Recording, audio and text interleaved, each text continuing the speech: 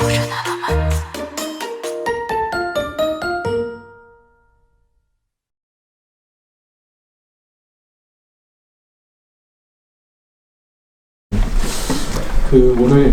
영화를 여러 번 보신 분도 계신 것 같은데요. 사실 GV가 있을 때는 이제 영화를 안 보시고 GV 때만 들어오시는 분들이 많은데, 오늘은 거의 다 이제 착석하셔가지고 영화를 봐주셔가지고 되게 감동을 먹은 좀 그런 상황입니다. 영화 어떻게 보셨는지 잘 모르겠는데요. 저는 이 영화야말로 좀 N차 말씀드린 것처럼 N차에 가장 좀 적합한 영화가 아닌가라는 생각이 드는데요. 시종 반전에 반전을 거듭하는 어떤 서스펜스의 향연이 정말 뛰어나다는 생각이 드는데요. 일단 얘기를 나누기 전에 감독님께 이 영화의 일단 감독님과 배우님의 이제 인사를 듣고, 그러고 나서 차근차근 얘기를 해볼 수 있도록 하겠습니다. 감독님부터 인사 부탁드릴게요. 네, 안녕하세요. 저는 빛과철을 연출한 배종재라고 합니다. 와주셔서 감사하고요. 더숲 아트시네마를 처음 왔는데 이렇게 좋은 공간이 있다는 걸 알게 돼가지고 앞으로 종종 좀 왔으면 좋겠고, 오늘 이제 박주일 배우께서 이제 지금 학교 생활 중인데 대구에서 여기까지 KTX 타고 올라온 상황을 향해서 같이 뭔가 뜻깊은 자리를 만들어서 좋겠습니다. 감사합니다. 네, 안녕하세요. 빛과철에서 은영을 연기한 박지우입니다. 더숲 아트시네마 제가 진짜 좋아하는 공간인데 오늘 여기서 많은 얘기 나눌 수 있으면 좋겠습니다. 감사합니다. 일단 먼저 감독님께 이제 빛과 철을 만들게 된 어떤 계기에 대해서 얘기를 듣는 걸로 톡을 시작해보면 좋을 것 같은데요. 감독님 간략하게 부탁드릴게요. 네, 이제 빛과 철이라는 영화는 이제 처음에 출발로 좀 거슬러 보면 한 4, 5년 전부터 좀 생각했던 것 같은데, 이 영화를 만들어야겠다는 생각보다는 이제 제 머릿속에서 희주와 영남이라는 이 두 인물이 계속 머릿속에 떠다녔어요. 이 인물이 저에게는 되게 나름 의미가 있었던 인물이고, 이 인물을 어떻게 표현을 할까, 그런 것들을 좀 고민하면서 좀 시간을 보내다가 이제 어느 순간 이제 시나리오를 좀 써야 되는 시간이 왔어요. 그래서 좀 반강제적으로 이제 제 머릿속의 망상을 이제 시나리오라는 어떤 지면으로 내려야 되는 시기가 왔었고, 그래서 희조 영남이라는 두 인물을 가지고 어떻게 이야기를 풀어나갈까, 거기서 출발을 했던 영화였어요. 그 영화 내용을 보시면 사실 교통사고가 먼저라고 생각할 수도 있는데, 저는 그건 오히려 나중에 들어온 거고, 이 두 인물을 좀 많이 생각을 해왔고, 이 두 인물을 표현하려고 좀 고민했던 것 같아요. 그러면서 이 두 인물만으로는 이야기가, 왜냐면 영화에 나오는 것처럼 되게 상극이고 정반대에 서 있을 수밖에 없는, 마주치기 힘든 두 인물 사이에 이제 박주일 배우님 연기한 은영이라는 인물을 넣어서 이 세 인물이 뭔가 맞물려서 돌아가는 어떤 삼각형 이야기, 그런 이야기를 좀 만들어 보고 싶었어요. 제가 서두에 말씀드린 것처럼 카카오톡 오픈 채팅방 통해서 지금 질문 받고 있는데, 많이들 들어오셨지만 또 못 들어오신 분도 계신 것 같아요. 그래서 간략하게 소개해드리기 전에는 그 오픈 채팅방까지 들어가실 줄은 아시죠? 그런 다음에 이제 빛과철 검색하면 빛과철로 된 방이 있는데, 그쪽으로 들어오셔가지고 질문 감상평 남겨주시면요, 저희 배우님과 감독님께서 이제 빛과철 배지를 질문 하나씩 이제 선택해서 드릴 예정이니까 좀 많은 질문과 감상평 부탁드릴 수 있도록 하겠습니다. 제가 서두에 이 영화 그 빛과철의 어떤 반전에 대해서 얘기를 많이 했는데, 사실 저는 그런 어떤 미스테리적 장르적으로 그런 부분도 너무 만족스러웠지만, 그 한 축의 노동의 문제가 이제 강하게 자리 잡고 있다는 부분이 되게 인상적이었어요.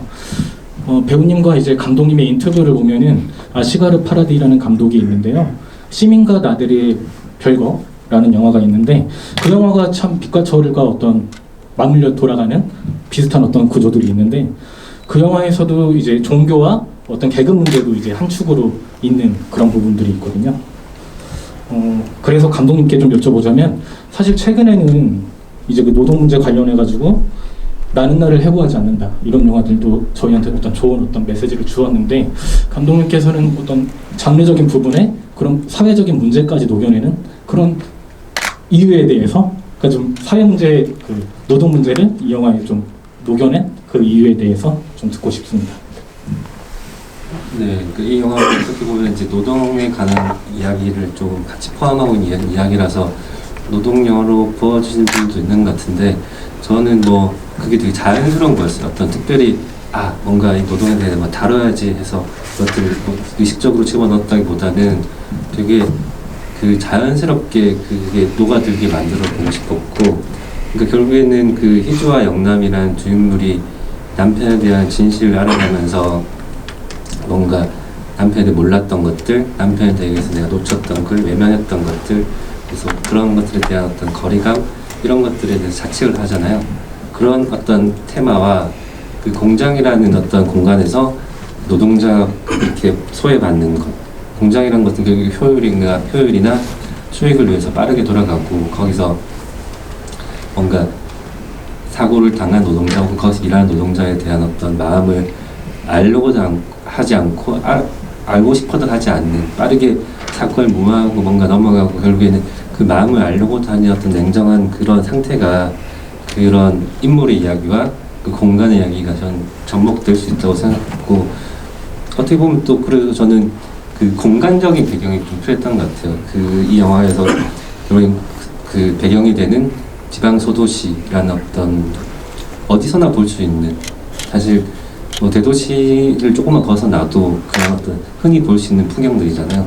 그런 풍경이기 때문에 그것들을 뭔가 되게 자연스럽게 이 영화와 잘 맞물리겠다 그렇게 생각하면서 좀 넣었던 것 같아요. 그 노동 문제라고 하면 사실 어떤 자본주의와의 이제 연계가 아니될 수가 없는데, 저는 이 영화에서 좀 인상적이었던 게 돈이 2번이나 패대기쳐지죠. 이를테면 이제 그 과장이 퇴직금으로 갖고 왔는데 이제 영남이 바닥에 이제 떨구거나, 그리고 이제 희주의 오빠의 아내가 이제 그 통장을 갖고 왔을 때 그것도 이제 바닥에 뿌려지는 어떤 것들이 되게 단순한 장면일 수 있는데, 이것도 되게 좀 바닥에 철떡되게 되는 어떤 그 돈이라는 그 개념이 참 인상적으로 좀 의도적으로 그렇게 좀 설계하신 거 아닌가 그런 생각이 좀 들었고요. 박지우 배우님께서는 아무래도 뭐 벌새를 아마 저는 다 보셨을 거라고 생각합니다. 사실 뭐 이게 TMI지만 저희 극장에서 벌새가 전국 5위 안에 들 정도로 이 작은 극장에서 1, 2관에서 그렇게 너무 흥행을 했던 영화인데, 사실 벌새로 정말 많은 각광을 받으셨는데 제가 이제 배우님 입장이라면 두 가지 생각이 들었을 것 같아요. 배우로서 더 활동할 수 있는 동력이 되면서도 다음 작품에서는 분명 또 은희를 넘어서야 된다라는 어떤 좀 부담감이 있으셨을 것 같아요. 그래서 분명 벌새 이후에는 많은 러브콜을 받으셨을 것 같은데, 빛과 철을 선택하게 된 그런 이유에 대해서 좀 듣고 싶네요. 저희 빛과 철 배종대 감독님께서 벌새가 부국제에서 상영이 됐을 때 그 영화를 보시고 저한테 연락을 주셨어요. 그래서 빛과 철 시나리오를 보게 됐는데, 일단은 어려웠지만 어찌됐든 너무 시나리오가 탄탄했고, 또 감독님께서 저한테 여러 다양한 면이 있지만 그 중에서 날카로운 면을 보셨다고 그래서 내가 모르는 나의 그런 날카로운 면이 무엇일지 궁금했고, 또 그게 스크린에 감독님에 의해서 어떻게 표현될지 너무 궁금한 거예요. 그래서 그런 부분들을 알아가고 싶고, 또 은희랑은 다르게 좀 더 미스터리한 은영이의 캐릭터를 연기해보고 싶다라는 욕심도 들어서, 그래서 이렇게 좋은 인연으로 하게 된 것 같습니다. 지금 카카오톡 오픈 채팅방에 약간 좀 노골적으로 이제 은영은 어떻게 된 건가 뭐 이런 어떤 질문들도 이제 나오고 있는데, 그거는 차차 이제 풀어가면서 이제 진행을 할 수 있도록 하겠습니다. 네, 그 박지우 배우님이 얘기한 것 중에 저는 사실 박지우 배우님이 이제 벌새라는 엄청 훌륭한 작품에서 모두 이게 각광을 받고 그러니까 인식이 됐기 때문에 아마 다음 작품에 대한 부담이 됐을 거라 생각해요. 근데 저도 되게 부담이 많이 됐어요. 왜냐면 저도 벌새라는 영화를 너무 좋아하고, 벌새로 뭔가 트라이베카 영화제에서 배구상을 받을 만큼 인정을 받은 이 배우를 데리고 뭔가 그만큼 못 미치면 어떡하나, 뭔가 배우에 대한 걱정보다 저에 대한 걱정을 많이 했어요. 내가 그걸 못하면 어떡하나, 못 따라가면 어떡하나, 그 불안이 엄청 컸는데, 근데 이제 막상 촬영에 들어가니까 정말 괜히 걱정했다 싶은 생각이 좀 들었어요. 이게 왜냐하면 박지우 배우 옆에서 한 얘기가 아니라 영화를 찍을 때도 저는 되게 행복했거든요. 박지우 배우 할 때 저도 사실 불안감이나 걱정을 가지고 촬영에 들어갔는데, 뭔가 하면 할수록 더 많은 것들이 나오고 하면 할수록 더 계속 박지우 배우 같은 경우는 사실 그 나이 때 다른 배우들에 비해서 그렇게 많은 작품을 하지 않았어요. 벌새가 첫 장편 주연이었고 많은 작품을 하지 않았음에도 불구하고 그 나이 때 배우들이 할 수 없는 어떤 독특하고 좀 다른 느낌을 좀 가진 배우였고 그런 것들이 뭔가 지켜보는 것들이 아주 행복했던 기억으로 남아있어요. 그래서 그 불안감이 있었지만 잘 헤쳐나가지 않았을까. 사실 뭐 박지우 배우님께서는 이제 벌새로 이제 뭐 국내외로 정말 연기력을 인정받았지만 사실 그 전에 나만 없는 집이라는 단편이 있습니다. 그 감독님이 김현정 감독님이라고 정말 엄청난 이제 활동 단편으로 지금 많이 찍고 계시지만 앞으로가 더 기대가 되는 이제 백윤도 감독님처럼 그 전편으로 이제 입동하실 것 같은 그 분의 영화인데 그것도 종종 이제 뭐 네이버 인디 영화 통해서나 이렇게 보실 수 있으세요. 꼭 보시면은 마치 그 벌새에서 약간 그 언니와의 관계가 전복된 듯한 어떤 그런 캐릭터로 나오는데 너무 거기서도 천연덕스러우면서도 약간 어떤 면에서는 표독한 그런 연기를 너무 맛깔나게 잘해주시는데 그 작품도 꼭 기회가 되시면 보실 수 있기를 좀 바라고요. 그 작품에 박지우 배우가 대구 사투리를 쓰시죠. 그렇죠. 대구에서 촬영도 하고 그랬죠. 곧 보실 수 있을 거라 생각을 하고 있고요. 그리고 좀 이거는 한간에 좀 은영에 대해서 유령설이 떠돌고 다닌다는 거는 알고 계신가요? 그런 게 있는데 저만 알고 있는 건 아니죠. 사실 은영이 이제 등장하는 것들을 보면 처음에 등장할 때도 이제 그 식당에서 구내 식당에서 등장하는데 인물이 사라지자마자 이제 휙 나오는 어떤 방식이라거나 희주 곁에 특히 이제 그 나올 때는 정말 유령 같은 존재처럼 사실 이렇게 나오는 부분이 있고 또 이제 그 은영은 극 중에서 유독 좀 이렇게 무표정하면서도 약간 우울한 표정을 계속 이제 고수를 하고 있는데 사실 저는 그 부분이 이제 배우님과 감독님이 딱 어떤 이 역할의 톤을 딱 만들어야겠다라는 게 딱 강하게 보였던 어떤 그런 것들이었는데 혹시 감독님과 이제 배우님 이제 소통을 하면서 은영의 그런 어떤 평소의 그 어떤 모습들 이런 것들도 다 톤을 잡으셨어야 될 텐데 그런 거에 대해서 좀 더 여쭙고 싶네요. 네, 저도 그 은영 유령설에 대해서 글을 봤는데 되게 공감합니다. 그렇게 보여줬으면 하는 마음이 좀 있었고 말대로 뭔가 은영이는 갑자기 나타났다가 또 갑자기 사라지고 뭔가 갑자기 스며들었다가 갑자기 빠져나가고 이런 인물처럼 보이기 원했고 그러니까 말씀하신 것처럼 그러니까 뭔가 은영이라는 인물이 무슨 생각을 하는 건지 어떤 의도를 가졌는지 이런 것들을 단번에 파악하지 좀 못하게 만들고 싶었어요. 그래서 그것들을 뭔가 계속 생각을 하게 되고 뭔가 유추하게 되고 그래서 그 아이에 의해서 뭔가 이야기가 전복되고 이런 것들을 찾아가고 싶었고 저는 사실 이 영화는 이제 2번 시작되는 영화라 생각해요. 이제 처음 영화 시작하면서 시작되었다가 이제 은영이가 비 오는 날 이제 고백을 하면서 영화가 그때부터 새로 시작하는 영화라 생각했고 그래서 그 은영이라는 인물을 저는 이 영화에서 저희가 가장 강인하고 성숙한 인물을 만들고 싶었어요. 뭔가 아무도 이것들 진실을 얘기하지 못할 때 아무도 모두가 숨기고 은폐하고 가리고 감추려고 할 때 가장 먼저 나서서 이것들을 바꾸려고 하는 의지를 가진 인물 그래서 가장 성숙한 인물로 그리고 싶었고 그래서 그런 톤을 맞추는 것에 대해서도 이제 박지우 배우님과 이런저런 얘기를 했었는데 가장 중요했던 것은 아까 말한 대로 무슨 생각을 하고 있는지 관객이 단번에 알아차리지 못하게. 근데 그게 연기하는 배우 입장에서는 정말 어려운 거라고 생각해요.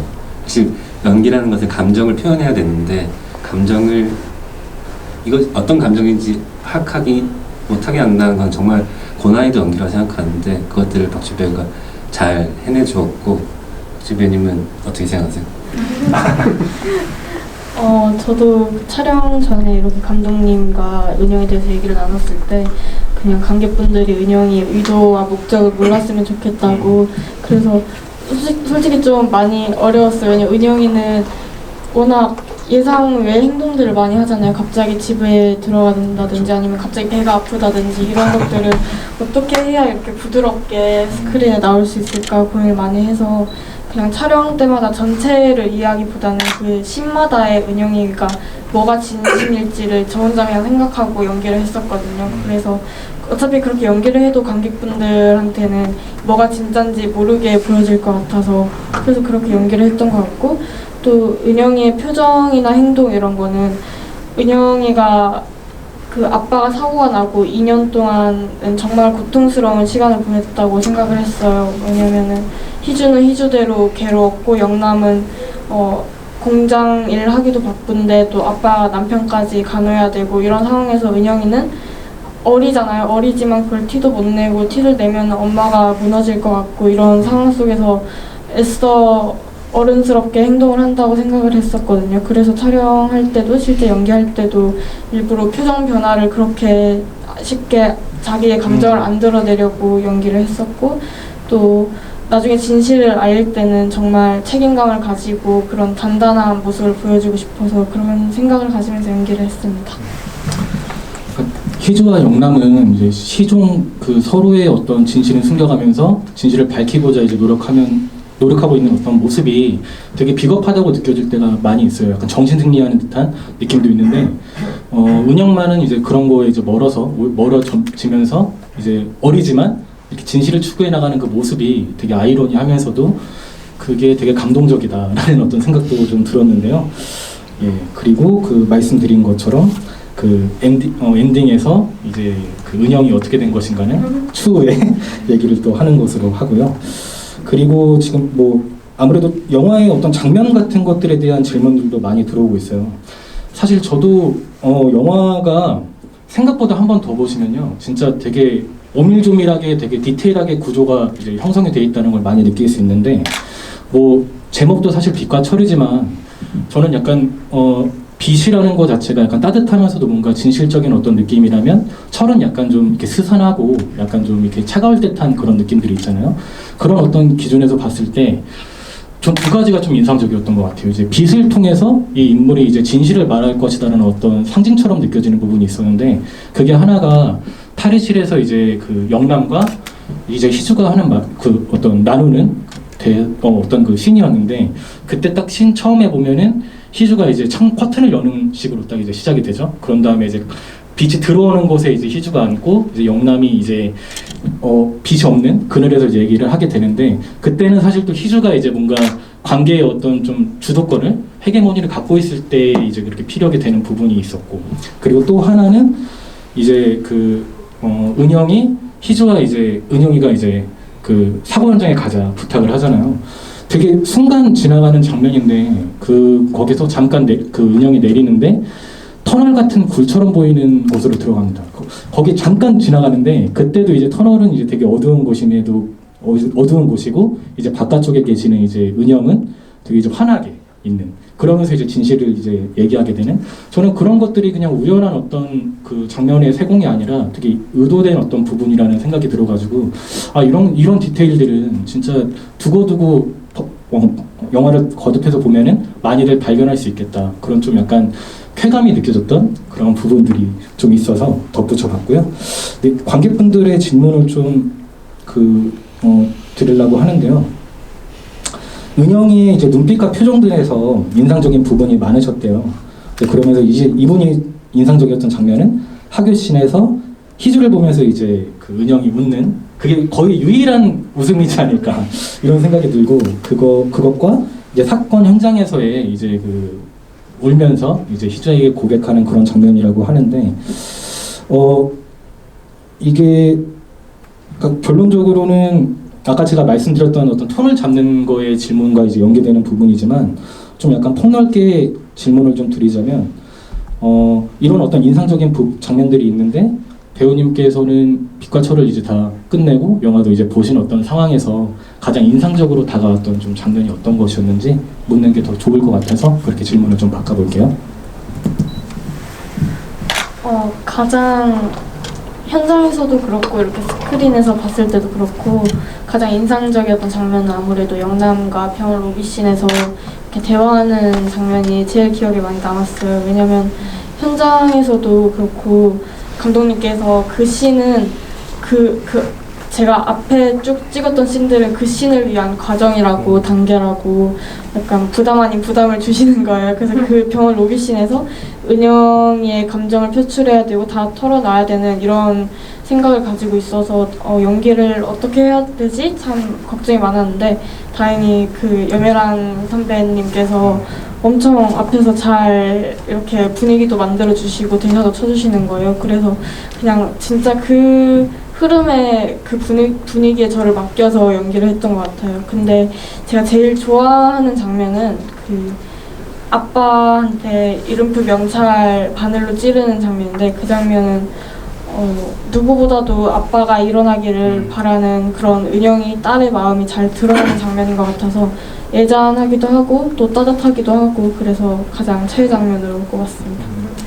그쵸. 은영이 그 행동을 한 다음에 이제 간호사한테 가가지고 이런 반응이 있다.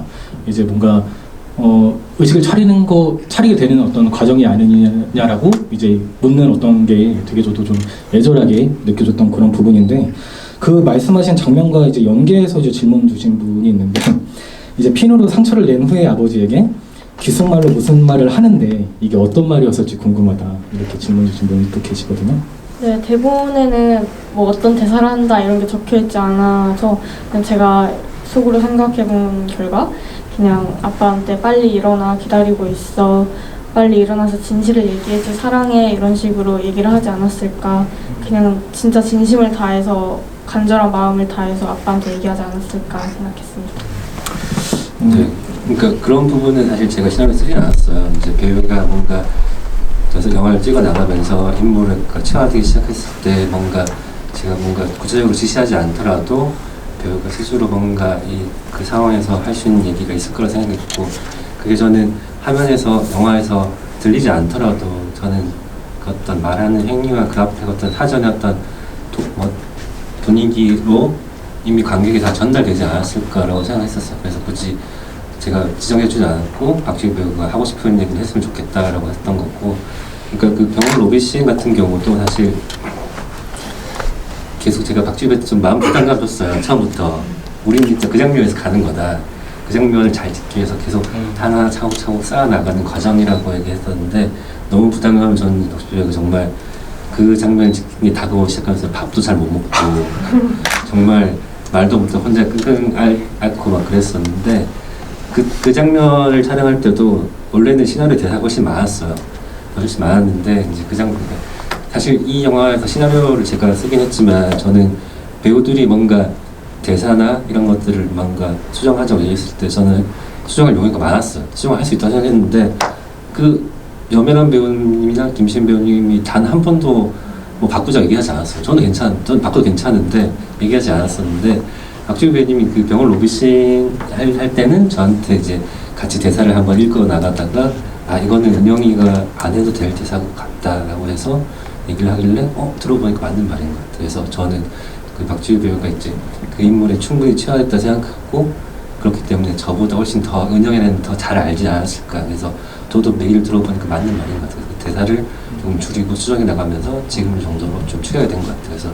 그래서 저는 결국에는 그 장면을 완성하는 것은 감독이 아니라 배우라고 생각하고 배우가 훨씬 더 감독보다 더 많은 것들을 알고 있지 않을까 그런 순간들이 이 영화를 찍으면서 느꼈고 그 장면에서 가장 크게 저도 좀 마음 깊이 와닿았던 것 같아요. 자꾸 이제 그 은영의 엔딩으로 자꾸 이야기가 지금 치닫고 있는데 말이 나온 김에 좀 엿듣자면 사실 그 은영의 퇴장은 혹자들은 이제 떡밥을 던져놓고 왜 수습을 안 하느냐라고 따질 수도 있을 것 같기도 해요. 근데 사실 아까 제가 얘기 드렸던 그 아시가르 파라디 같은 그런 감독들의 영화를 보면 그런 떡밥들이 다 회수되지 않아요. 뭐 아까 그 별거 그 영화도 얘기했지만 그런 데서도 이거는 분명 밝혀줘야 될 것 같은데 그냥 넘어가는 어떤 부분들이 있거든요. 근데 그게 좀 바꿔서 생각을 하면 그런 것들이 이제 마치 관객한테 숙제를 전해주듯 그걸 통해서 이제 또 영화를 재구성할 수 있는 어떤 단서가 되는 것이거든요. 그래서 저는 감독님과 이제 그 배우님께 여쭤보자면 사실 이런 어떤 미스테리 반전의 어떤 장르의 영화에서는 영화를 보다가 반전의 어떤 그 순간에 이건 좀 얄팍하다라는 느낌이 들 때 약간 개연성이 떨어진다고 생각할 때 몰입이 깨지기 마련이잖아요. 사실은 그거는 아마 제가 볼 때 관객분들께서도 빛과 철의 어떤 부분에서는 그런 걸 느끼셨을 수도 있을 것 같아요. 저 같은 경우는 사실 그 과장이 이제 퇴직금을 들고 오는 그 장면은 그 앞에 어떤 그 과장이 약간 심리의 변화가 있는 어떤 장면이 있었다면 좀 더 또 와닿지 않았을까 그런 생각도 들었는데 그래서 감독님께서는 약간 이 영화의 반전 혹은 그런 거를 이제 엮어가는 개연성에 대해서도 좀 생각이 많으셨을 것 같아요. 그 부분에 대해서 감독님께 하나 여쭙고 싶고 그리고 배우님께서는 그 은영의 퇴장에 대해서 사실 배우로서는 좀 아쉬울 수도 있을 것 같아요. 사실 관객 입장에서는 이제 내가 다 벌을 받고 책임을 지겠다라고 얘기했을 때 그렇게 사라지니 되게 걱정이 되잖아요. 이렇게 극단적인 선택을 하지 않을까. 근데 이제 그게 영원한 이제 퇴장이 돼버리는데 배우님 입장에서는 그 퇴장에 대해서 좀 어떻게 생각하시는지도 여쭙고 싶어가지고 감독님부터 좀 여쭐게요. 네, 그러니까 그런 반응이 있다는 것도 저도 이제 많은 글들 보면 다 알고 있고 저도 그렇게 생각하는 것도 타당하다고 생각해요. 하지만 제가 그렇게 구성을 했던 이유는 사실 이 영화에서가 뭐 많은 시나리오의 반전이 있지만 저는 이것이 반전을 넣어야지라고 반전을 넣은 건 아니었어요. 오히려 그거는 되게 이 인물에 대한 신뢰라고 생각했고 저는 이게 왜 이렇게 꼬여 있을 수밖에 없는지 이렇게 왜 이렇게 복잡할 수밖에 없는지 그 상황을 드러내는 것이 훨씬 더 중요했어요. 이렇게 반전이 나는 것은 결국에는 많은 인물들이 스스로 가진 어떤 비밀들을 감추고 은폐할 때 그것들이 다 엮여서 일어나는 일들이 결국에는 반전의 형태로 나온다고 생각을 하고 그리고 아까 뭐 그 과장이 돈을 주는 과정이 좀 뭔가 조금 감정적으로 납득이 안 될 수도 있다고 저도 생각해요. 사실 조금 아쉬운 게 그거를 설명해주는 신이 원래 시나리오에 있었어요. 촬영도 했는데 이제 편집 단계에서 그것이 빠지면서 조금 덜컥거린 것도 사실인데 저는 그것보다 다른 것들을 살리는 게 더 중요했기 때문에 그것들은 약간 어느 정도 좀 포기하고 가는 부분이 있었고 저는 사실 이 영화를 제가 시나리오를 썼지만 약간 두 가지 마음이 있는 것 같아요. 사실 이 영화의 어떤 이야기들은 아주 많은 우연들이 겹쳐서 일어날 일들이 사실 조금만 한 발자국만 떨어져서 보면 되게 뭔가 이게 말이 돼? 이게 과연 실제로 일어날 수 있는 일들이야? 이게 사실적이야? 리얼이야? 라고 느낄 수 있을 것 같아요.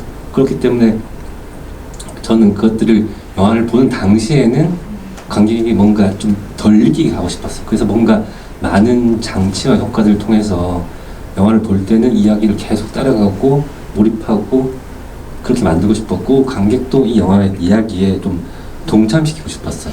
한 발자국 떨어져서 뭔가 그 어떻게 되는 거야? 한번 지켜보자 이런 느낌이 아니라 적극적으로 이야기를 동참해서 이게 어떻게 되는 거야? 저렇게 되는 거야? 그래서 뭔가 인물들이 헤매는 것처럼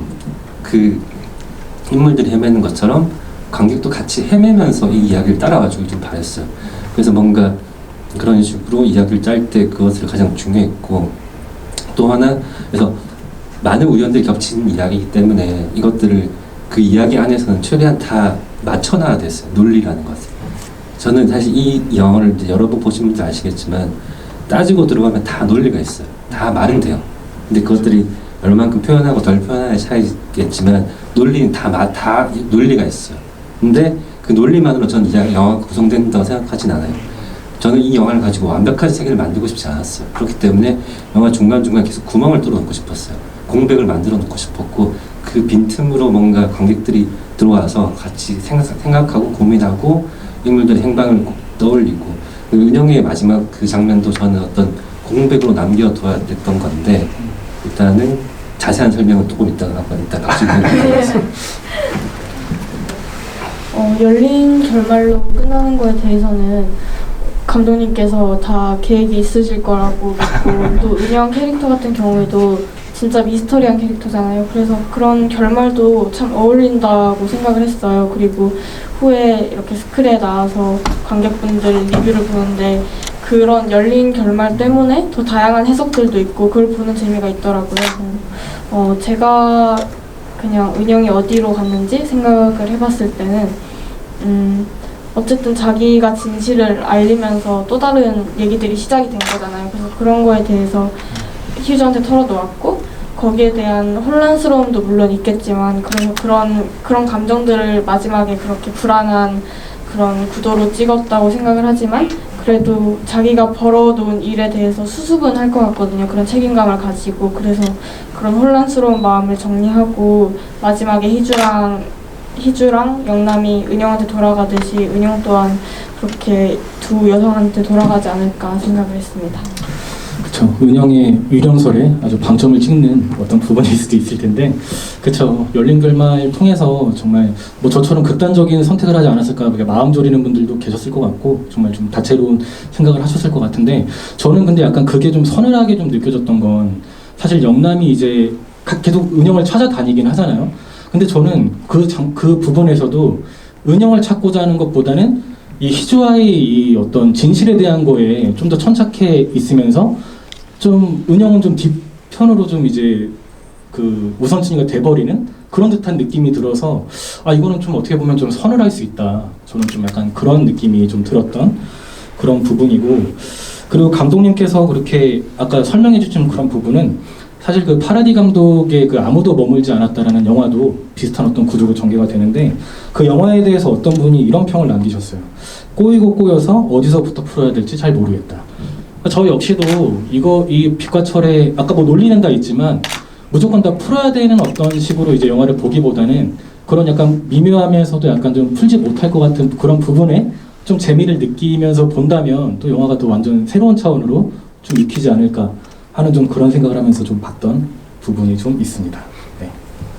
그리고 네, 질문들이 또 들어오고 있는데요.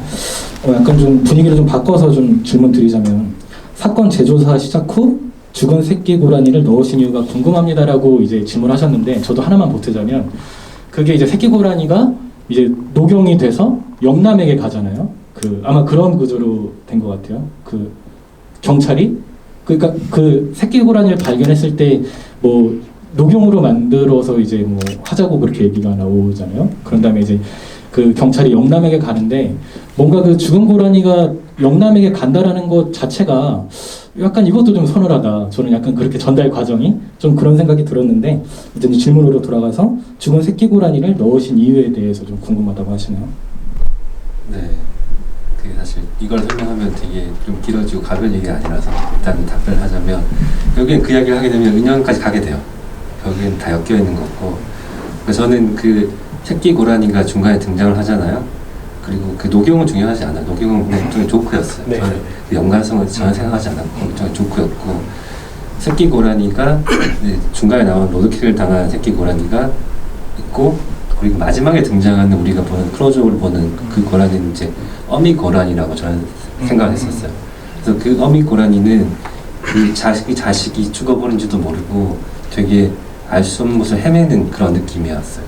이것이 필요했고, 이것들이 왜 그렇게 된다면, 그 영화가 후반부로 가면 갈수록 희주와 영남은 남편에 대해 몰랐던 사실, 그리고 자신이 뭔가 외면하려고 했던 진실들, 죄책감들을 어느 정도 알게 됐음에도 불구하고 그것들을 인정하지 않으려고 해요.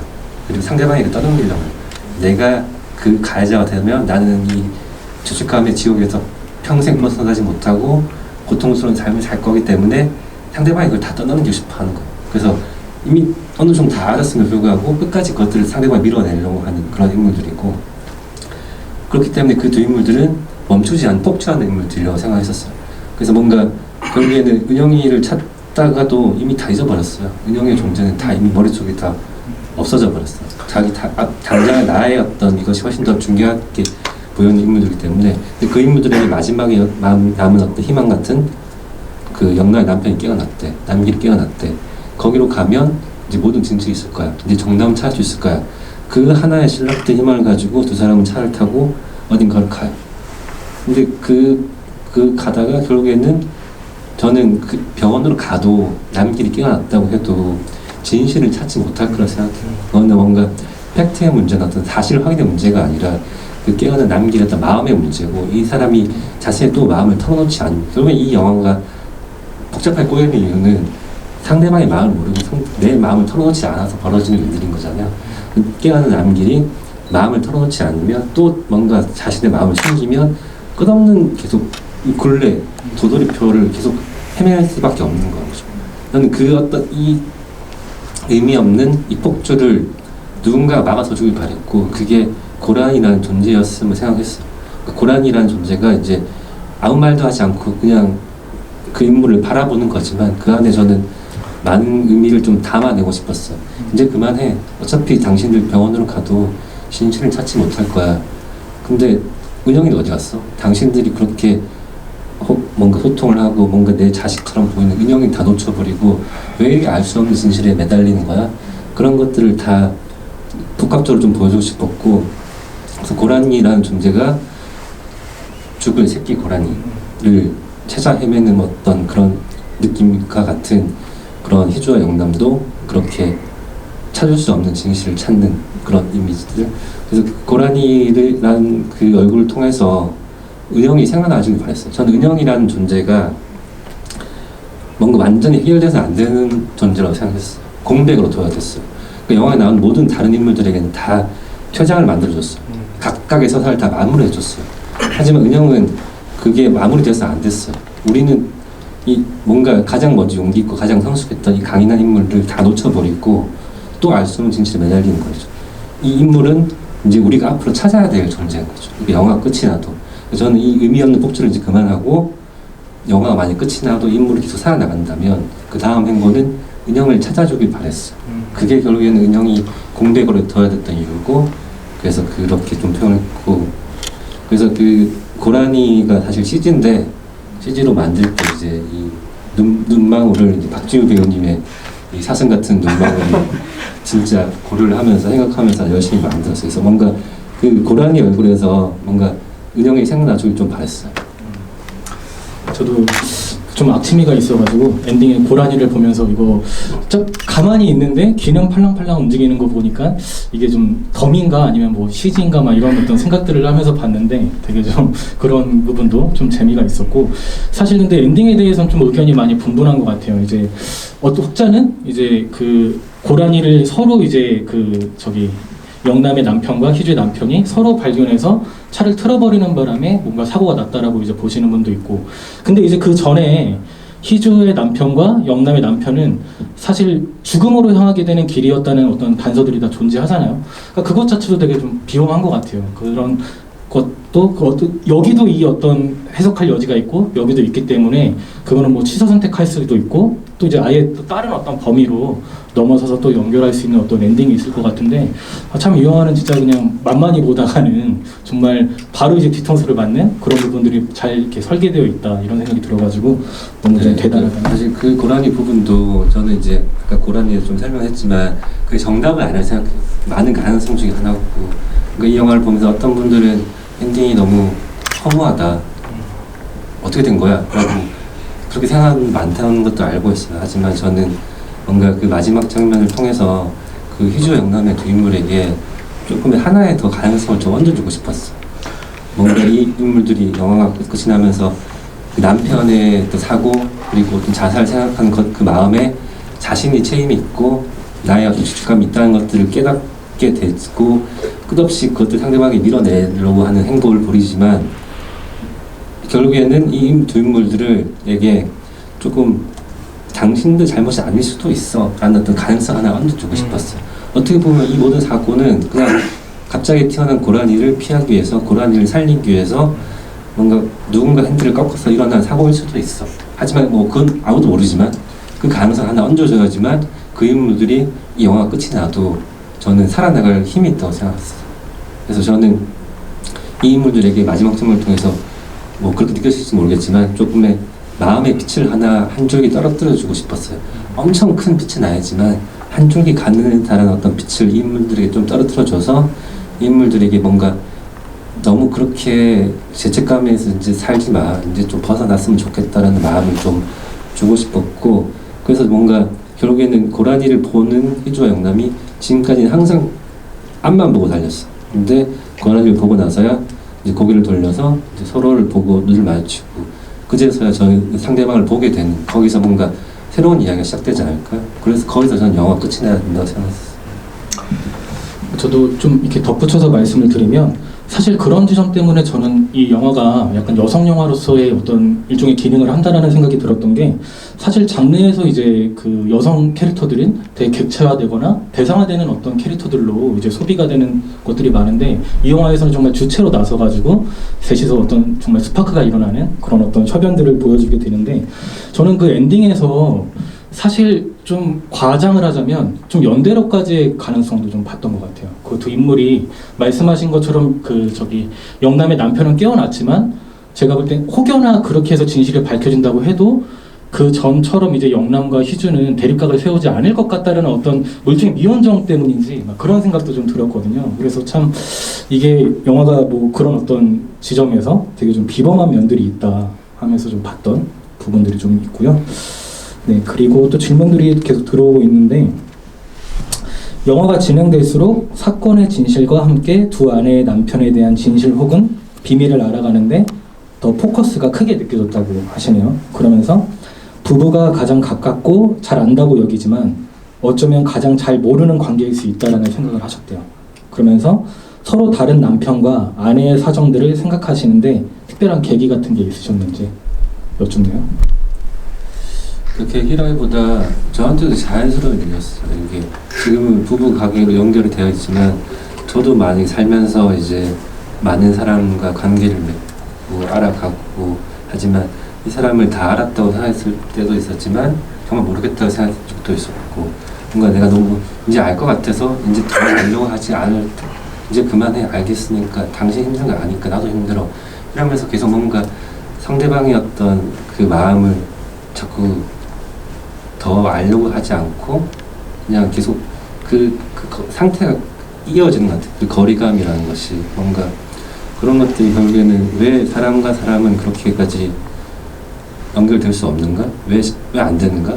근데 저는 그게 불가능하다고 생각해요. 그게 내가 아니기 때문에 제가 아무리 박지우 배우님을 알려고 해도 박지우 배우님은 제가 아니기 때문에 알 수 없는 거잖아요. 또 다 내가 모든 다른 면이 있는 거지. 하지만 그 어떤 연결될 수 없는 어떤 불가능성 이것들이 결국에는 제가 이 영화를 만들게 된 가장 큰 이유였고 저도 알고 싶었어요. 근데 안 된다는 걸 알면서도 그게 왜 안 될까? 그리고 왜 그렇게 안 되면 끝이 뭐가 있을까? 그런 어떤 이야기들이 저에게는 필요했고 저도 그런 것들이 뭔가 마음속에 해소되지 않았기 때문에 그런 관계들이 필요했고 부부라는 것이 가족이지만 또 연인 관계도 하고 애정 관계도 있고 다 복합적으로 엮여있는 관계라고 생각했었어요. 그래서 부부에서 설정했던 것 같아요. 제가 아까 연대에 대해서도 사실 얘기했는데 제가 그 바탕에는 사실 뭐였냐면은 희주가 이제 칼로 정말 거의 자해 혹은 이제 심각하게는 자살까지도 이제 넘어갈 수 있는 부분이었는데 영남의 등장으로 사실 그게 멈추게 됐잖아요. 그것도 저는 되게 좀 의미심장하게 느껴졌고 그래서 약간 연대로까지 제가 좀 더 도약을 했던 것이 좀 있었고요. 네, 그리고 질문이 또 들어왔는데 박지우 배우님께 질문을 하고 싶다고 하시네요. 사실 좀 말하자면 벌새와 이 영화 빛과 철에서의 약간 어떻게 보면 그 좀 어두운 좀 뭔가 속에 좀 어떤 좀 못한 말이 많아서 약간 좀 답답하기도 한 막 그런 어떤 부분들이 좀 보이는데 그래서 이 관객분께서는 비슷한 어떤 연배의 그 나이에 그 저기 연기를 그런 역할을 연기를 해야 되는데 은희와의 뭐 일종의 좀 차별화라고 하긴 좀 그럴 수 있겠지만 어쨌든 그 아까 제가 말씀드린 것처럼 그 벌새의 그런 것들을 약간 좀 더 뛰어넘어서 뭔가 좀 보여줘야겠다 약간 좀 겹치진 않아야겠다라는 어떤 좀 일종의 결기도 있으셨을 것 같기도 해요. 그래서 혹시 그런 부분에 대해서 배우님께 좀 더 얘기를 들어보면 좋을 것 같습니다. 아무래도 벌새 은희랑 빛과철 은영이 둘 다 같은 동년배고 또 학생인데 또 약간 비슷한 사연이 있잖아요. 외로움도 많이 타고 주변에 기댈 데 없는 그런 아이잖아요. 그래서 이렇게 심지어 이름도 은자 둘이 똑같고 그래서 이거를 어떻게 관객분들이 또 벌새를 보시고 또 빛과철을 보신 관객분들이 어떻게 캐릭터를 잘 나눠서 보실 수 있을까 여기서 고민을 많이 했었거든요. 근데 일단 첫 번째로는 외적으로 은영이는 머리를 묶고 교복을 요즘 시대 옷을 입고 그렇지만 은희는 단발에 94년도 아이잖아요. 그래서 이런 거에도 그나마 차별화가 돼서 다행인 것 같다라는 생각도 들었고 연기를 할 때는 은희는 그래도 똑같이 외로운 아이지만 영지 선생님도 만나고 유리도 만나고 지숙이도 만나고 이렇게 다양한 짧은 인연이지만 어쨌든 관계를 맺는단 말이에요. 근데 은영이는 그렇지를 못하잖아요. 진짜 혼자 있는 아이잖아요. 그래서 이런 은영이의 은희보다 굳이 비교하자면 은희보다 조금 더 외로운 은영이의 마음을 잘 표현해내야겠다라는 생각을 하면서 연기를 했었고 또 은희는 일상적인 대사들은 많잖아요. 근데 은영이는 한마디를 해도 그게 정말 의미 있고 미스터리한 대사이기 때문에 이런 거를 좀 잘 살려서 연기를 해야겠다 생각하면서 연기를 했습니다. 네, 그리고 지우 배우님에게 또 추가적으로 이제 질문이 들어왔는데 지우 배우님 연기 너무 멋지다고 이제 평을 남기면서 저도 약간 좀 궁금한 부분이었는데 사실 염혜란 배우님과 김시은 배우님과 이제 함께 협연을 한다라는 거는 사실 좀 여러모로 부담이었을 수도 있을 것 같아요. 어쨌든 베테랑 배우님이시고 그 속에서 이제 같이 뭔가 시너지를 내야 된다라는 게 뭐 좀 속되게 얘기하면 내가 뭐 밀리진 않을까 막 이런 어떤 걱정도 있으셨을 것 같아요. 뭐 그런 과정에서 연기를 하셨을 텐데 그렇게 약간 협연하는 과정에서 뭐 약간 기억나는 어떤 에피소드라거나 뭐 어떤 부분이 뭐 좋았다거나 뭐 이런 것들 혹시 좀 얘기해 주실 부분이 좀 있을까요? 은영 캐릭터 자체가 참 어려운 친구였는데 염혜란 선배님과 김시현 선배님께서 이렇게 상대 역을 너무 잘 쳐주시니까 저절로 몰입이 되는 거예요. 김시은 배우님이랑은 마지막에 기숙사 씬에서 제가 다 받을게요라고 말을 하고 약간의 실랑이를 벌이다가 결국 희주가 나가잖아요. 그렇게 실랑이를 벌일 때는 그래도 한때 이렇게 사탕도 주고 같이 차도 타고 라면에 밥도 말아주는 그런 사이였는데 한순간에 이렇게 된 거에 대한 실제로도 막 김시은 선배님이랑은 이렇게 커피처럼에 같이 사진도 찍고 그런 식으로 정말 약간 친했었는데 그 씬을 찍을 때만큼은 서로 거리두기를 했단 말이에요. 그래서 그때 약간 쓸쓸함과 비참함 이런 걸 연기를 할 때도 이렇게 드러냈던 것 같고 또 염혜란 선배님은 아까도 이렇게 말했듯이 병원 로비씬 찍을 때 정말 저희 엄마처럼 은영이를 혼내시길래 거기에 대한 약간 진짜 제가 긴장하고 쫀득한 그런 모습들이 나오는데 그게 실제 감정이었고 영화 자체가 되게 어려운 분위기다 보니까 사적인 얘기를 그렇게 많이 못했어요. 근데 후에 포스터 촬영할 때 진짜 촬영이 다 끝나고 다들 편안한 마음으로 이렇게 만나게 되니까 엄청 유쾌하신 분들이시더라고요. 그래서 그때 그 선배 배우님들의 그런 재치와 매력을 느꼈던 것 같습니다. 그렇죠. 정말 케미가 저도 좋다고 생각하는데 그 아버지의 옷을 이제 주겠다라고 했을 때 그 설왕설래하는 그 부분은 약간 진짜 엄청난 그 모녀들이라면 이렇게 할 수 있는 법한 그런 어떤 연기였던 것 같아가지고 참 인상적으로 봤던 그런 부분이었고요. 네, 그러니까 저도 박주희 배우님에 대해서 좀 한마디 더 붙이자면 저는 박주희 배우가 정말 좋은 배우로 생각했던 게 사실 그 벌새의 은희 그리고 빛과철의 은영 등은 되게 상반되는 인물이지만 저는 접근하는 방식은 되게 비슷했다고 생각해요. 제가 생각할 때 여론의 박주희 배우님은 뭔가 저는 이제 뭔가 우리가 진짜처럼 보이는 연기를 하려고 할 때 뭔가 흉내내고 이런 것이 아니라 그 인물이 가진 고민과 자신이 가진 고민을 되게 연관해서 자기화시키는 데 되게 엄청난 뛰어난 재능을 가지고 있는 사람이에요. 저는 뭔가 연기자로서의 어떤 능력보다는 사람으로서의 어떤 아주 뛰어난 그런 힘을 가지고 있는 배우였고 박주희 배우님이랑 처음에 은영이라는 인물에 대해서 얘기를 할 때 처음에는 박주희 배우님이 자신이 가지고 있던 고민들 인간 박주희로서 어떤 고민들 그런 것들을 저한테 얘기를 해주고 그런 것들이 은영이 가진 고민과 맞닿을 수 있는가 그리고 저는 은영이라는 인물이 살면서 박주희 배우가 한 번쯤 어딘가에서 봤을 거다라는 인물이었어요.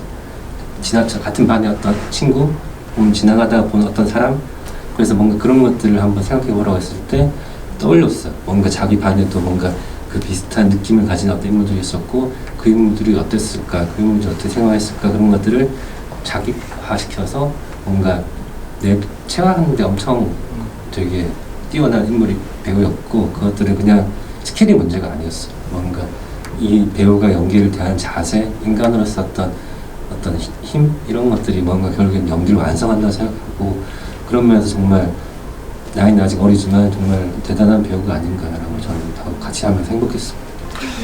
사실 모든 영화가 뭐 감독의 예술이라고 볼 수도 있겠지만 특히 이런 점에서 배우 역시 저는 공동 연출이라고 생각합니다. 그런 부분이 감독과 배우가 케미가 없이 이제 그냥 감독의 어떤 뭐 이렇게 어떤 일반적인 주장으로 이제 가게 된다면 영화는 정말 그만큼 낙작해지고 재미없는 영화로 흘러갈 수 있다고 생각이 드는데 이 영화가 그렇지 않았던 건 그런 배우와 감독님의 끊임없는 어떤 협업 과정에서 나오는 어떤 좀 좋은 어떤 부분들이 아니었나 그런 생각이 좀 들고요. 그리고 영남 얘기도 잠깐 나왔는데 사실 좀 영남과 희주를 이제 그 영화에서 보여줄 때 잠깐 지나가는 장면이 있어요. 뭐 이를테면 영남 같은 경우는 전직이 미용사로 나오죠. 그래서 이제 병원에서 이제 미용을 해주시는데 저는 그 장면이 그렇게 짠했던 것 같아요. 그냥 제 상상의 나래를 펼친 거지만 거기서 어쨌든 이제 남편이 의식이 없기 때문에 주변 사람들한테 이제 도움을 받을 수밖에 없는 어떤 환경이었을 거란 말이죠. 근데 이제 본인이 뭐 가진 건 많이 없었을 것으로 추측이 되고, 그러다 보니까 이제 그렇게 미용을 해주면서 그 주변 그 호실에 아마 병실의 분들이었을 것 같은데, 그렇게 마음을 얻어야만 하는 어떤 좀 상황이다. 좀 이런 어떤 저는 상상의 나를 펴면서 그게 좀 약간 애잔하게 그렇게 느꼈던 부분도 있고, 그리고 희주 같은 경우는 극 중에서 일하는 게 제가 알기로는 한 번 나옵니다. 일할 때 보면은 어떤 철에 똑같은 모양의 철을 고르는 장면이 나와요. 근데 아마 뭐 이렇게 잘못된 어떤 오류의 것을 고르는 거겠죠. 근데 그 과정이 사실은 이제 희주가 이제 자기가 이제 외면했던, 직면하지 못했던 그런 것들이 이제 바로 잡아간다는 어떤 면에서 되게 짧게 들어간 장면이지만 이거는 되게 좀 신박하게 좀 볼 수 있다. 저는 좀 그런 생각이 들어가지고, 아까 제가 뭐 장면과 대사에 대해서도 얘기 드렸는데 참 만만한 작품이 아니다. 좀 이런 생각이 들었고, 그리고 마지막으로 하나만 또 얘기 드리자면, 처음에 그 희주 오빠와 이제 그 아내, 그러니까 희주가 처음 오빠와 아내를 만나러 갔을 때 저는 그 장면이 좀 재밌었던 게, 희주 오빠와 아내가 그렇게 얘기를 하잖아요. 뭐 버릴 거는 좀 버려라. 사실 뭐 이렇게 얘기하는데, 아파트 새 집에 갈 거면 이제 버리라고 얘기를 하는데, 참 적어왔는데, 언제까지 짊어질 거냐, 새 집에 가면은 이제 버려야 되지 않겠느냐라고 얘기하는데, 그 오빠가 죄다 버리면 뭘 갖고 사냐고 이렇게 말합니다. 근데 그 대사는 따지고 보면은 그 오빠가 희주한테 하는 말이기도 하고 희주가 오빠한테 하는 말이기도 해요. 그 과정상. 그러니까 뭐라고 해야 되죠? 이제 그 사건을 이제 포기하라는 그 얘기와 계속 이제 진행하라는 그 얘기가 그 대사를 통해서 이제 좀 은유적으로 저는 함의를 하고 있다는 생각이 들었거든요. 네, 그런 것처럼 정말 이 영화에는 이제 그런 부분들이 개인적으로 이렇게 다 해석할 수 있는 여지들이 많은 것 같으니 제 얘기는 한 번 더 보십사, 이렇게 좀 얘기를 좀 드리는 것이고요. 네, 혹시 뭐 감독님 뭐 덧붙여 주실 말씀은 혹시 없으시죠?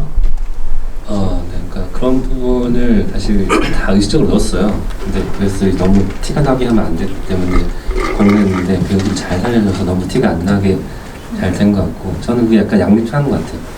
버릴 건 버려야 되는데 그게 잘 안 버려지는 거. 우리 다 똑같잖아요. 과거를 뭔가 이제 떠나보내고 싶은데 떠나보내야 되는 것도 알고 있는데 못 버리면 그 마음을 가지고 또 뭔가 계속 뒤돌아볼 수 있는 게 있다는 것도 되게 중요한 것이잖아요. 그래서 그것들을 다 가능성이 뭐가 맞다 틀리다가 아니라 그 가능성을 다 보여주고 싶었고, 그 아까 이제 염혜란 배우님이 미용하는 장면 같은 경우는 일부러 좀 필요했어요. 그러니까 영남이라는 인물이 되게 처음에 되게 차갑고 냉정하기에 감정이 없는 것처럼 이렇게 드러나는데, 이 인물들이 처음부터 했을까? 저는 그건 아니라고 생각해요. 뭔가 남편의 사고, 그러니까 처음에 공장의 사고, 교통사고, 이 일련의 과정을 거치면서 자신의 감정을 드러내지 못하게 자꾸 이제 감추고, 자신의 감정보다는, 자신이 하고 싶은 것보다는 가족, 간호, 그리고 딸, 그리고 돈을 버는 일, 여기에 집중할 수밖에 없기 때문에 그 감정을 감춰야 되겠지만, 결국에는 영남의 인물도 자신이 하고 싶은 것, 자기가 가진 직업이 있고 그런 것들을 좀 보여주고 싶었고, 그래서 그런 장면이 꼭 하나 필요했어요. 영남에게는 그 장면이었고, 희주에게도 사실 하나 넣어주고 싶었어요. 영남에 넣었던 것처럼 희주에게 하나 넣어주고 싶었는데, 김신배가 저한테 아직까지도 되게 뭔가 토론을 하는 게, 왜 영남이 미용하는 장면처럼 나에게는 그런 장면이 없냐. 그래서 넣으려고 했어요. 넣으려고 엄청 끝까지 고민했는데 희주에게는 좀 넣으면 안 된다고 생각했어요. 희주는 조금 왜 그러냐면, 저는 희주에게 좀 더 냉정한 사람이에요. 영남은 좀 더, 저는 개인적으로 영남은 좀 보듬어주고, 오히려 저한테는 보듬어주고 싶은 인물인데, 희주라는 인물은 좀 더 냉정하게 좀 대하고 싶었어요. 이 인물들이, 희주라는 인물을 뭔가 얘가 이래서 이렇게 하고 얘가 이렇게 하고 너무 다 설명해주고 하면 관객의 인물을, 희주라는 인물을 단번에 좀 알았으면 좋겠다고 생각했어요. 얘 왜 이러지? 얘 약간 또라이 아니야? 미친 거 아니야? 왜 지만 살아? 지만 생각해? 그렇게 뭔가 생각을 하다가 점점 그 인물이 왜 그렇게 되는지 알아나가는 과정이 필요했기 때문에 희주에게는 조금 뭐 김시은 배우한테 미안한데 넣지 않는 게 맞겠다라고 생각했던 거죠.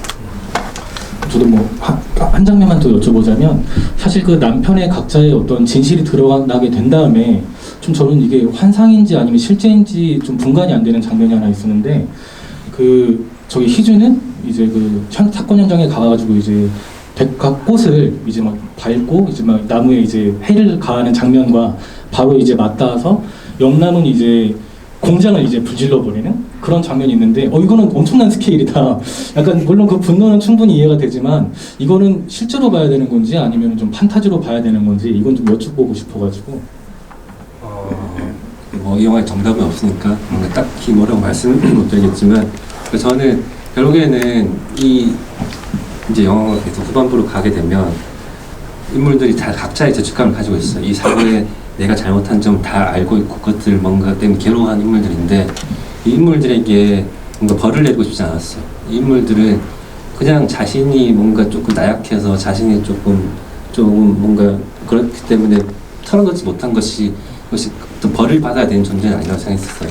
근데 뭔가 이 영화에서 누군가 벌을 받아야 된다면 누군가 이 단죄를 해야 된다면 공장이라는 공간이어야 됐어요. 이게 어떤 공장 사장이라는 특정 인물이 아니라 공장이라는 장소, 어떤 시스템이라는 어떤 상징적인 공간 여기를 불타버리고 날려버리고 싶었어요.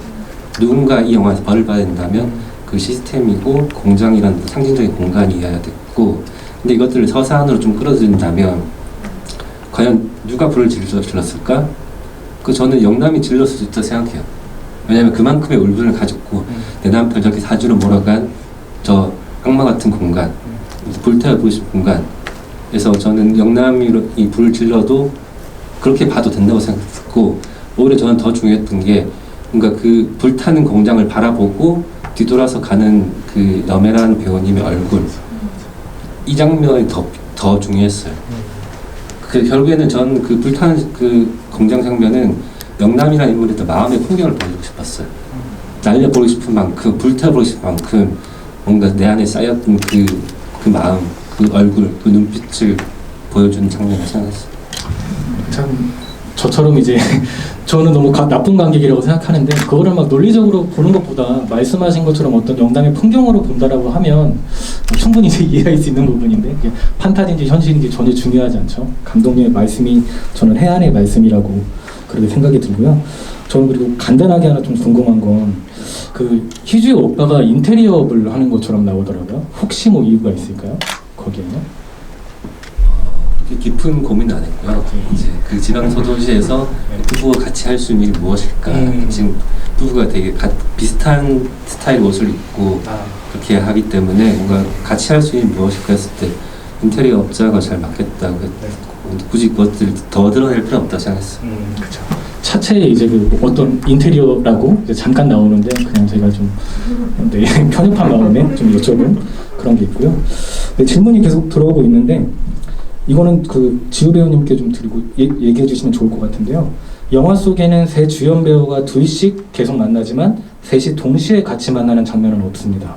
그 이유가 무엇인지 그리고 혹시 셋이 동시에 만날 일이 생길지 궁금하다고 하시는데 혹시 뭐 이렇게 찍었는데 편집될 수도 있었으니 혹시 뭐 배우님이나 뭐 하고 싶으신 일이 있으시면 부탁드릴게요.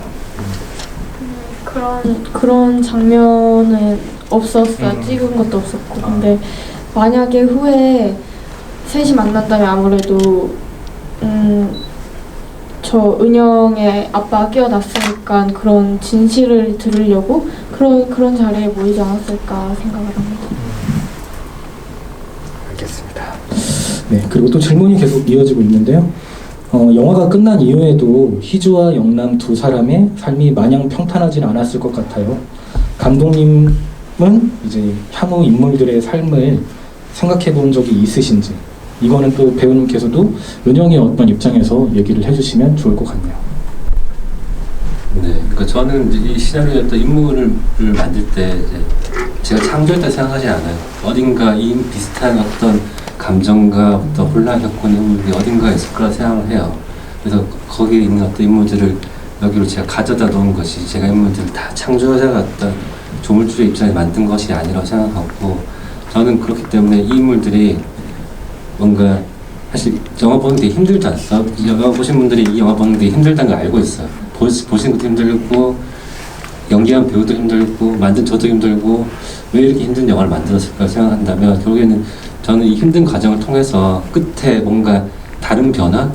그게 엄청난 큰 변화는 아니라고 생각해요. 뭔가 이 이후에도 인물들이 뭐 진실을 찾으려고 더 노력했을 수도 있어요. 하지만 그것들은 지금까지 왔는 영화 엔딩 이후와는 좀 다른, 좀 변화된, 그래서 저는 단번에 모든 것이 바뀐다 생각하지 않아요. 단번에 갑자기 바뀔 리는 없어요.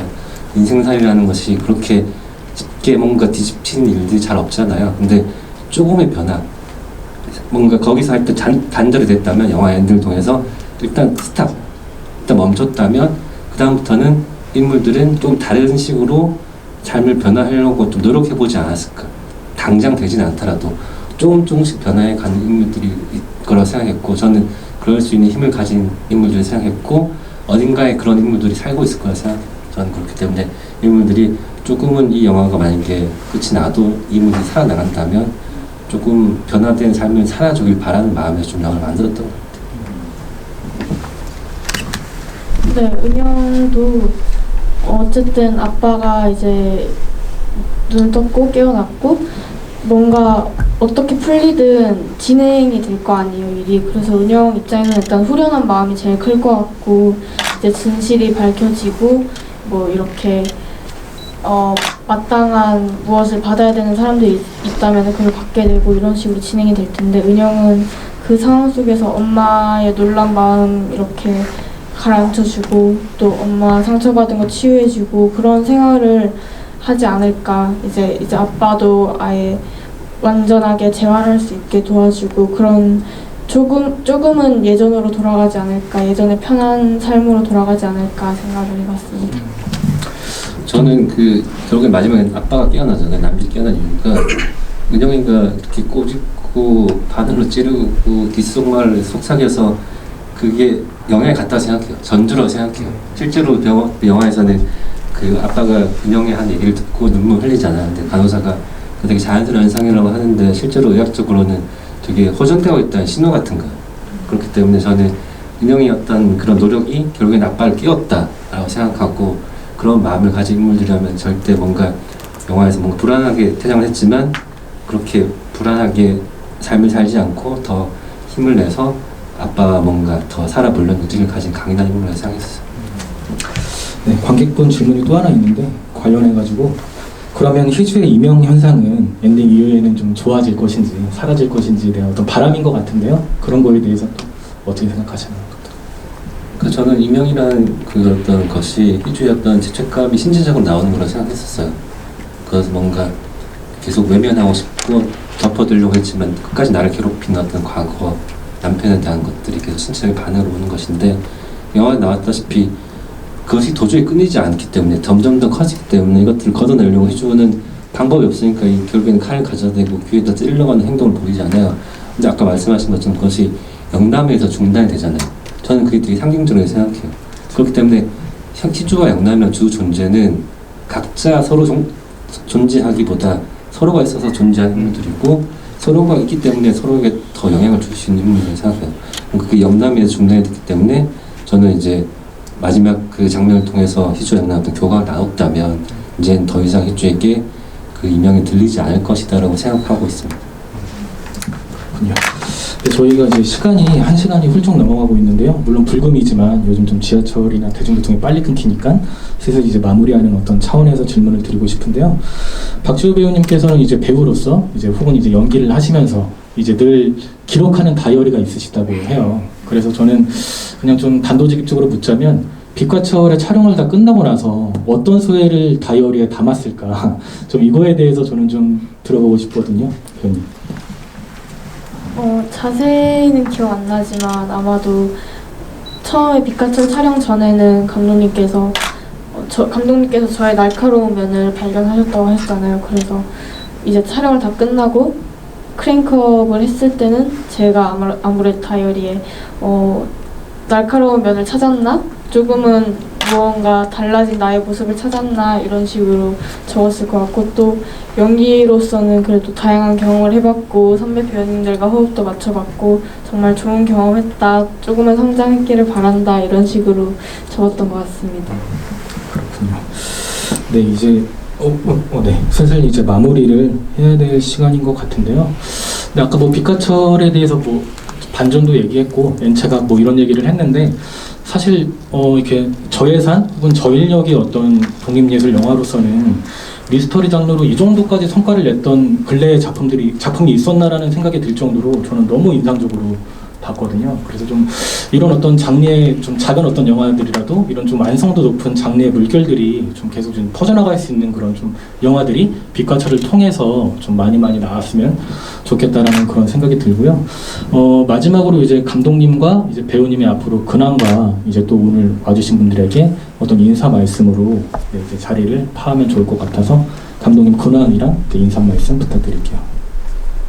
네, 제 근황이라는 것은 사실 지금이 근황이에요. 그러니까 저는 다른 것을 생각하지 않고 이제 빛과철의 시간이 거의 이제 끝나가고 있어요. 이제 극장에서 이제 많이 내려가 있고 이제 상영하는 곳이 많지 않고 이제 어떤 빛과철을 떠나보내야 될 시간이 왔는데 제 개인적으로는 그 시간을 조금 더 미뤄두고 싶어요. 계속 떠나보내기 쉽지 않은, 하지만 언젠가 떠나보내야 되는 시간이 오겠지만 그것들을 미루고 좀 더 많은 관객분들과 이렇게 얘기도 나누고 또 이 과정을 통해서 이 배우분들과 또 자주 보게 되고, 사실 저희가 코로나 시국 때문에 전주 영화제도 하지도 못하고 해외 영화제도 가지도 못하고 그러니까 같이 추억을 쌓는 일이 별로 없었어요. 개봉을 하게 되면서 자주 보고 얘기도 하고 되게 행복한 시간을 보내고 있는데 이 시간이 조금 더 길었으면 좋겠고, 그래서 뭔가 아직 이 영화가 끝날 때까지 끝난 게 아니다. 좀 더 이 영화가 가진 어떤 힘, 좀 이 영화가 가진 어떤 여운을 좀 즐기고 싶고, 당장 뭐 다음 작품을 어떻게 해야 되겠다는 잘 생각이 없어요. 저는 너무 이 영화에 많은 에너지를 쏟아붓고 그 이유를 생각해 본 적이 없었어요. 그래서 좀 이 영화 마무리가 되면 좀 여유롭게 시간을 가지면서 조금 다음에 내가 또 무엇을 할 수 있을까, 나에게 무엇이 남아있을까, 그런 것들을 고민하고, 또 한편으로 당장은 아니지만 10년 후를 생각하면서 박주일 배우를 위한 시나리오를 쓰려고 생각 중이에요. 지금 올해 박주일 배우가 19인데 이제 10년 후 29쯤 됐을 때 이제 만추 같은 멜로드라마를 꼭 써가지고 박주일 배우가 다시 한 번 더 이렇게 행복한 시간을 보내고 싶은데 꼭 이제 읽어주실 거죠? 네, 오늘 이렇게 트렌치 코트도 입고 왔잖아요. 항해 같은 트렌치 코트를 맞춰 입고 오셨는데. 네, 이제 배우님도 사실 좀 약간 무거운 모습들로 많이 찾아뵀는데 이제 앞으로는 이제 지금 우리 학교는 이제 넷플릭스 좀비 장르의 영화 드라마를 예를 들었어요. 또 엄청 밝은 모습으로 나온다고 하니까 정말 너무 기대돼요. 어떤 모습이실지 너무 기대되는데 꼭 이제 애청해 주시기를 그렇게 좀 바라고, 사실 빛과 철은 지금 한 9,500 정도의 관객이 들었는데요. 사실 코로나19 시국에 이제 저예산 어떤 영화로서는 정말 발군의 어떤 스코어를 좀 보이고 있고, 정말 또 올해 그 한국 영화 중에 또 이렇게 작은 영화가 10,000명이 넘는 어떤 영화들이 되게 드물었는데, 꼭 오늘 이제 오신 분들은 주변에 입소문도 많이 내주시고 아까 얘기 드렸던 N차를 통해서 꼭 10,000명의 어떤 그 이상까지 좀 이제 갈 수 있게, 길게 갈 수 있게 좀 도움을 주시면 너무 좋겠다라는 생각이 들고, 마지막으로 배우님의 앞으로 계획이나 근황 그리고 또 인사 말씀으로 끝내도록 하겠습니다. 네, 저는 이제 고3이니까 계속 학교 생활을 할 것 같고, 그리고 가끔씩 일정이 있으면 서울 오고 이런 생활들을 계속 반복할 것 같아요. 오늘 불금인데 이렇게 늦은 시간까지 자리 지켜주셔서 너무 감사드리고요. 빛과 철이 1만이 되기까지 한 약 500명 정도 남았는데 꼭 대구로 돌아가시는 길에 리뷰나 이렇게 지인분들한테 뭐 빛과 철 영화 좋더라 이렇게 한마디 정도라도 남겨주시면은 그래도 조금 힘이 되지 않을까 희망합니다. 꼭 남겨주시면 좋겠고 입소문도 많이 내주세요. 조심히 돌아가세요. 감사합니다. 여기 500명이 너무 아까운 것 같아요. 제가 한 1,000명 모자랐으면 포기했을 텐데 500명은 너무 아까운 것 같아요. 지금 저희가 그 연애란 김신 박지 배우님이 1만 돌파 축하 영상도 다 찍어놨는데 되게 귀엽게 그것을 공개 못하고 끝나는 게 저는 너무 아쉬워요. 그래서 조금 더 힘을 내가지고 관객분도 같이 힘을 내주시면 더 좋겠고, 저희도 좀 더 힘을 내서 꼭 1만 돌파하도록 하겠습니다. 오늘 와주셔서 감사합니다. 저수마트 진행하는 빛과 철을 전찬 상영 중에 있으니까 꼭 저희 극장에서 한 번 더 봐주시면 너무 좋을 것 같다는 생각이 들고, 그리고 제가 아까 얘기 드린 것처럼 혹시 배우님, 감독님 이제 인상적인 질문이 좀 있었던 게 기억이 나시나요? 혹시 직접 오셔서 이제 배우님, 감독님 하나씩 이제 저희가 빛과 철 배지가 있는데 하나씩 좀 드리고 자리를 파하려고 합니다. 생각해 주시고, 그리고 저희 너무 죄송하지만 배우님 이제 먼저 이동을 하신 다음에 저희 다 나갈 수 있도록 죄송하지만 자리는 좀 지켜주신 다음에 제가 좀 이따 다시 또 안내를 도와드리도록 하겠습니다. 저는 제가 드리고 싶은 분은 그 셋이 동시에 만날 일이 그 생겼는지 영화에 있었는지 그거 질문 주신 분에게 저는 좀 배지를 드리고 싶어서, 근데 좀 이따 제가 드리도록 하겠습니다. 혹시 저는 이제 영화 끝나고 인물들이 어떻게 살아갔으면 좋겠는지 그거 물어보시는 거예요. 네.